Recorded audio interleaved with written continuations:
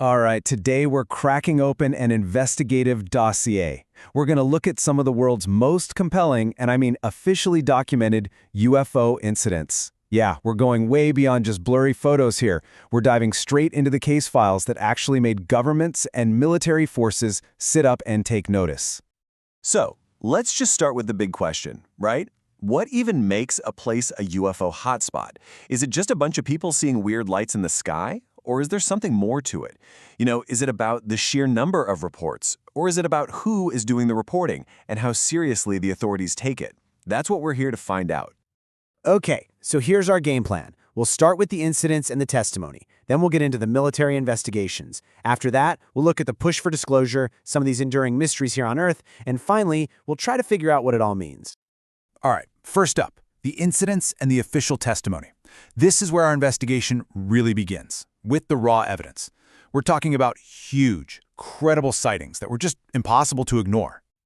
Okay, let's open our first case file, the Colares Incident. We're in Brazil, it's 1977. For months, not days, months, hundreds of people on this one island are reporting these bizarre lights.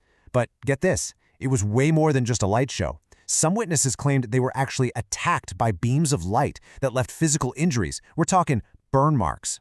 This got so serious that the Brazilian military had to launch a full-on scientific investigation. Fast forward about a decade, and you get the Belgian Flap. Now this was huge. Between 89 and 90, a whopping 2,000-plus reports flooded the authorities. And so many of them described the exact same thing, this massive, silent, triangular craft. It all kicked off with 2 cops on patrol, but it escalated to the point where the Belgian Air Force was scrambling F-16 fighter jets to go chase these things down. I mean, F-16s. And see, that's the key thing here. These weren't just some blinking lights in the sky that people talked about. No way. These incidents triggered a real official response. They went from being weird sightings to actual national security events that demanded answers from the very top. Which, of course, brings us to the military investigations. How did the authorities officially respond to these events?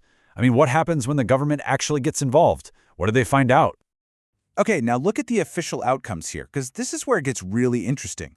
For the Colares Incident, the Brazilian military investigation basically came back with a shrug. The official conclusion? No definitive explanation found. Inconclusive.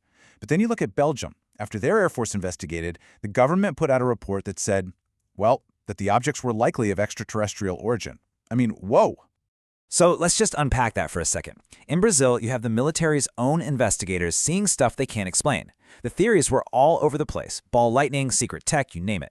Then in Belgium, they send up F-16s with all this high-tech gear, radar, infrared, and they still can't get a lock on it. So when that official report came out suggesting an extraterrestrial origin, yeah, you can bet that was met with a ton of skepticism. Right, so you've got these official investigations that are either inconclusive or, well, kind of unbelievable. And that created this whole new pressure. The conversation started shifting away from these quiet, behind-the-scenes government reports to a very loud, very public demand for some real answers. And you can really see the momentum building. In '97, you had the huge Phoenix Lights event over the U.S. Then in 2001, a really pivotal moment. Dr. Stephen Greer gets a bunch of people together for a press conference right in Washington, D.C. The very next year, a Chilean Air Force admiral goes public. I mean, the walls of secrecy were definitely starting to show some cracks. And the message coming out of that 2001 press conference was loud and clear. Remember, these were retired military and government officials saying this stuff. And their whole point was basically, we are not alone and the public has a right to know. That line, it pretty much became the rallying cry for this whole disclosure movement. And a big part of that was the Serious Disclosure Project, founded by Dr. Stephen Greer. The whole idea was to organize this effort, to bring together all this evidence, all these interviews with government and military whistleblowers, and put it right out there for the public to see. Basically, to force the conversation out into the open. So, we've talked about what people have seen and what the government has said, but what about things that have been left behind? Let's shift gears and look at the enduring earthly mysteries, the actual, tangible stuff that we can see, but man, we still can't easily explain. It's one thing to hear somebody's story. It's something else entirely when the mystery is literally etched into the landscape itself. Okay, check this out. The Groom Lake geoglyphs. right near Area 51 of all places. We're talking about these massive, super precise circular patterns carved into the desert floor, so big you can only see them from the air. So, what are they? The theories are all over the map. Could be military weapons testing, maybe navigation aids for pilots. Or could it be something more? Ancient land art? Something not from here? And because the public can't get anywhere near it, their true purpose is still a complete mystery.